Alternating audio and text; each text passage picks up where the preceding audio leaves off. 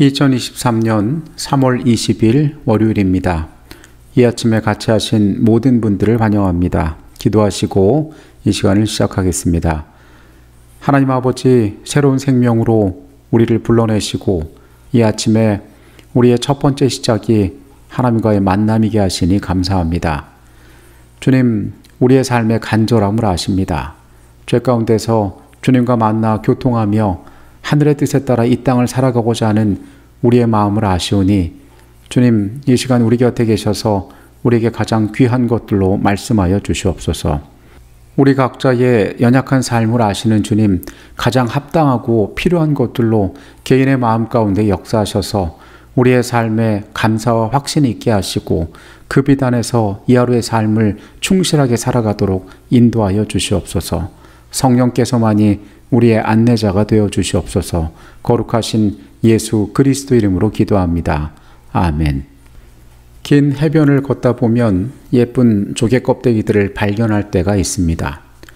처음에 걷다가 예쁘다는 생각이 드는 조개 껍데기 하나를 손에 집어들었지만 얼마를 더 걷다가 보면은 그것보다 더 예쁜 것을 발견하게 되기도 합니다. 그때 우리는 두 가지를 다 가지고 있는 것이 아니라 처음 발견했던 것은 다시 바다로 돌려주고 더 예쁜 것을 손에 들고 걸어가게 됩니다. 이러한 일들은 해변을 걸을수록 반복되게 됩니다. 그래서 그 바닷가에서 돌아올 때쯤에는 내 손에는 내가 가장 마음에 드는 조개 껍데기가 손에 들려 있게 됩니다. 우리의 삶은 어쩌면 이러한 과정과 매우 비슷한 것일 수도 있습니다. 물건을 살 때도 그렇고 나의 미래를 결정할 때에도 그렇고 우리의 경험과 경험을 거치면서 더 나은 것을 선택하게 되어 있습니다.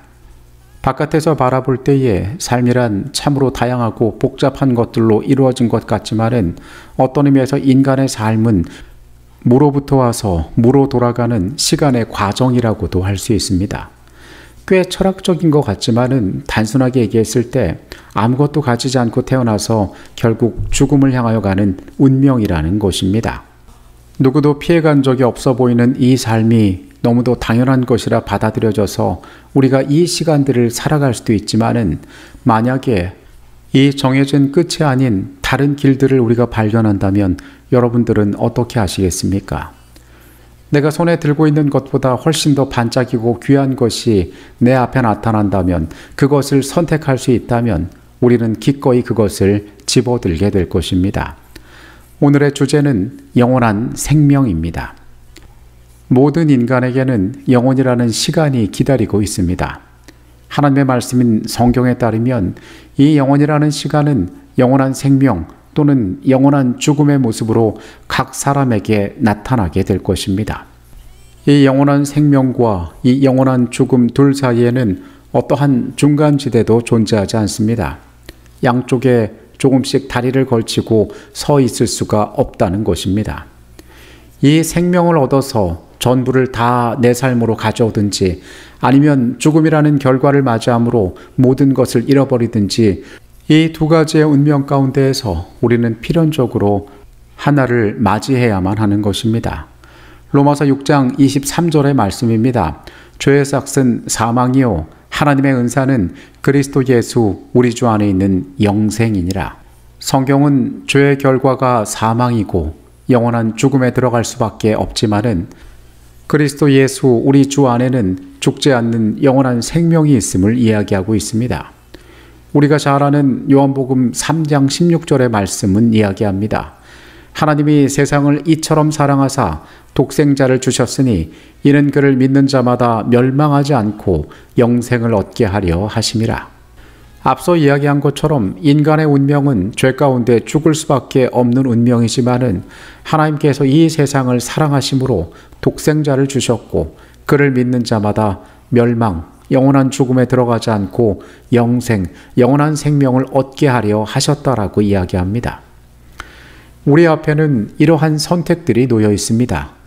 영멸로 가는 선택과 영생으로 가는 선택이 우리의 앞에 놓여져 있는 것입니다. 인생이란 길이 정해져 있는 삶 가운데에 우리가 이러한 기회가 있음을 안다는 것은 얼마나 놀라운 일입니까? 우리가 이것을 선택한다는 것은 우리의 운명을 바꿀 수 있는 길이기 때문입니다. 여기서 한 가지 우리가 또한 주목해 보아야 할 것이 있습니다. 과연 말씀 가운데 우리에게 영원한 생명을 약속하신 그 하나님께서 이 일을 하시기에 충분하신 분인가 하는 것입니다. 그 누구도 정복하지 못했던 죄 가운데의 죽음의 문제를 그분께서는 해결하시고 과연 우리에게 영원한 생명을 주실 만한 분이신가라는 것입니다. 하나님께서는 당신이 하시겠다고 약속하신 것을 이룰 수 있는 능력이 있는 분이십니다. 우리가 해야 할 일은 그 약속을 믿고 예수의 은혜 안에서 우리의 삶이 쉼을 얻으며 믿음으로 그 말씀에 순종하여 살아가는 것이 우리의 해야 할 일입니다. 우리가 잘 아는 재림의 허락이라 불리는 말씀이 요한복음 14장 1절에서 3절까지 나와 있습니다. 너희는 마음에 근심하지 말라. 하나님을 믿으니 또 나를 믿으라. 내 아버지 집에 거할 곳이 많도다. 그렇지 않으면 너희에게 일렀으리라. 내가 너희를 위하여 거처를 예비하러 가노니 가서 너희를 위하여 거처를 예비하면 내가 다시 와서 너희를 내게로 영접하여 나 있는 곳에 너희도 있게 하리라. 예수님께서는 그분의 사역 가운데에 자신이 당할 고난과 운명에 대하여 여러 번 말씀하셨습니다. 그리고 그것들만 말씀하시지 않으시고 그들이 나중에 소망을 가질 만한 약속 또한 그들에게 말씀하셨습니다. 예수께서는 제자들을 향하여 마음에 근심하지 말고 하나님을 믿으니 또 나를 믿으라고 말씀하셨습니다. 그분께서는 그분을 신뢰하고 믿는 자들을 향하여 구체적인 약속을 하셨으니 내 아버지의 너희의 거할 곳을 내가 예비하러 간다라고 말씀하셨습니다. 그래서 때가 되어서 내가 다시 오면 너희를 내게로 영접하여서 나 있는 곳에 너희도 있게 할 것이라는 소망 있는 약속을 그들에게 주셨습니다. 제자들이 예수께서 승천하신 후에 세상으로 나아갔을 때에 절망과 고난의 시기 가운데 이것은 그들에게 힘을 줄 것이었습니다. 이 약속은 오늘날 우리에게도 마찬가지로 주어진 약속입니다. 초림하여 하늘로부터 오신 예수는 다시 하늘로 돌아가셨으며 그분께서는 요한복음 14장 3절에서 우리에게도 동일하게 약속하고 계시는 것입니다. 내가 다시 와서 너희를 내게로 영접하여 나 있는 곳에 너희도 있게 하리라. 이 땅에 오셔서 십자가에 달리신 예수 그리스도의 삶이 우리의 재림에 대한 가장 확실한 보증이 될 수 있습니다. 예수님께서 죄 많은 이 땅에 오셨던 그 사건은 예수님의 재림이 있을 것이라는 가장 확실한 보증이 됩니다. 만약에 재림이 없다면 예수님께서 이 땅에 오셨던 그 초림의 사건이 우리에게 어떤 유익이 있겠습니까? 우리가 예수님께서 우리를 위하여 십자가에 달려 돌아가셨다는 이 사실을 믿는다면 내가 다시 와서 너희를 내게로 영접하여 나 있는 곳에 너희도 있게 하리라고 약속하신 그분의 말씀 또한 우리는 분명히 믿을 수 있습니다. 그래서 예수를 믿는 사람들은, 예수를 기다리는 사람은 영생을 기다리는 사람임을 우리는 확인하게 됩니다. 그 하나님의 약속 아래 있는 사람들은 이 땅에 죄로 인하여 멸망할 운명 가운데 거하지 않고 우리의 삶에 주어진 가장 좋은 선택을 하여 소망 가운데 기다리는 사람이라는 사실을 우리는 깨달을 필요가 있습니다. 우리의 생애의 모든 일들은 그 믿음 가운데 이루어지며 우리는 기다림에 합당한 사람의 모습으로 이 땅에서 살아가고 열매 맺게 되는 것입니다. 보주와 선지자 208페이지에 있는 내용입니다. 하나님께서는 모든 영혼이 영생을 얻도록 택하심을 입을 수 있는 조건을 당신의 말씀 가운데 제시하셨는데 그것은 그리스도를 믿는 믿음을 통하여 그분의 계명을 순종하는 것이다. 하나님께서는 당신의 율법에 조화되는 한 인물을 선정해 놓으셨으며 누구든지 그분께서 요구하시는 이 표준에 도달하는 자는 영광의 나라에 들어갈 것이다. 신앙을 갖는 것에서는 다양한 이유가 있을 수 있습니다. 어떠한 사람들은 마음의 평안을 위하여 신앙을 갖는다라고 이야기합니다. 염려 많고 불안한 이 세상 가운데에서 내 마음의 평정심을 얻기 위하여 신께 의지한다라고 이야기합니다. 어떤 사람들은 실질적인 삶의 문제를 해결하기 위하여 신앙을 한다라고 이야기합니다. 내 자신의 질병이 있거나 물질적인 축복을 위해서 삶에 가진 두려움으로부터 보호받기 위하여 신앙을 한다라고 이야기합니다. 그러나 그 신앙의 이유 가운데 가장 위대한 이유 중에 하나는 삶의 끝에 소멸할 수밖에 없는 우리의 운명을 바꿀 수 있는 내세를 얻을 수 있다는 사실에 신앙에 분명한 이유가 있다고 생각합니다. 하나님을 믿는 사람들은 예수 그리스도의 약속 가운데 거하는 사람들입니다. 예수 그리스도의 다시 오심을 기다리는 사람들입니다. 그들은 천국의 시민으로 살아갈 준비를 하는 사람들입니다. 그들은 이 땅에서의 삶에 만족하지 않고 이곳을 자신의 집이라 생각하지 않고 영원한 하나님의 나라를 위하여 나아가는 사람들입니다. 어쩌면 이것이 성경이 우리에게 말하고 있는 하나님을 섬기는 사람들을 향한 가장 큰 결과요, 가장 큰 상급이 될 수 있습니다. 우리는 삶 가운데서 이 중요한 가치들을 한순간도 놓쳐서는 안 될 것입니다.